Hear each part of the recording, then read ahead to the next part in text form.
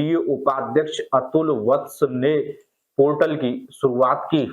GDA के संपत्ति आवंटियों को अब संपत्ति से जुड़ी समस्याओं का समाधान करने के लिए गाजियाबाद विकास प्राधिकरण के दफ्तर के चक्कर नहीं लगाने पड़ेंगे।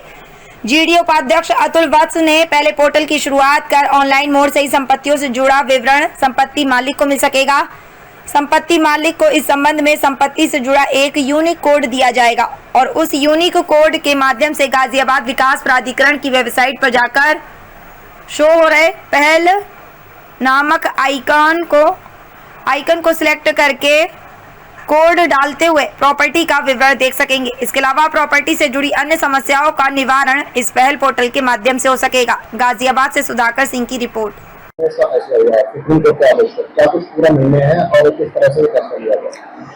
देखिए, जब भी हम कोई योजना लेके आते हैं तो उन योजनाओं में सबसे पहले प्राधिकरण जो है वो नो प्रॉफिट नो लॉस पर उन योजना को लॉन्च करता है और उसमें हम लोग एक ये भी कुछ इसमें किसान जो हैं जो माननीय न्यायालय में जाते हैं कि हमें बढ़ा हुआ प्रतिकर दिया जाए। उन बढ़े हुए प्रतिकर का जो भुगतान होता है वो भुगतान उन्हीं आवंटियों पर ही उसको अधिभारित किया जाता है। ऐसे ही पूर्व में हमने मधुबन बापू धाम में भी किया हुआ था और उसी के क्रम में हम इसमें इंदिरापुरम में भी कर रहे हैं।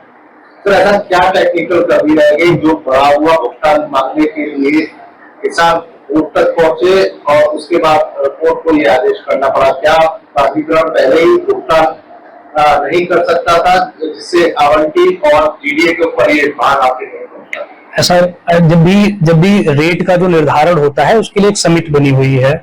जो समिति है वो उसका निर्णय लेती है और उसी के अकॉर्डिंग उनका रेट डिसाइड होता है सभी किसानों का। अगर भविष्य में कोर्ट में कोई जाते हैं और अपना पक्ष रखते हैं और माननीय न्यायालय को ये लगता है कि नहीं इसमें ये रेट की जगह पे ये रेट होना चाहिए तो माननीय न्यायालय के जो आदेश होता है वो सर्वमान्य होता है और उन्हीं के क्रम में हम लोग इसको माननीय सुप्रीम कोर्ट में भी हम इसको रिव्यू डालते हैं और सुप्रीम कोर्ट से भी जब अगर ये डिसाइड होता है और अपना पक्ष दोनों रखते हैं और उसके बाद अगर डिसाइड होता है तो हमें वो मान्य होता है और उसके लिए हम लोग बाध्य भी हैं और उसी के क्रम में हम लोग ये अनुपालन कर रहे हैं।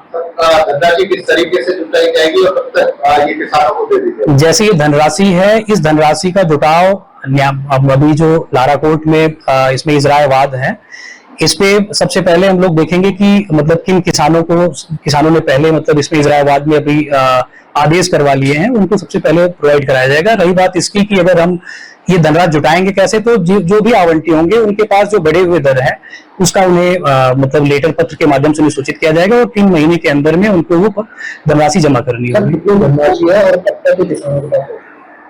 लगभग इसमें 349 करोड़ जो आपने भी बताया क्योंकि ये बोर्ड बैठक का ही पार्ट है, 349 करोड़ रुपए के आसपास की ये धनराशि है। गाजियाबाद में सुना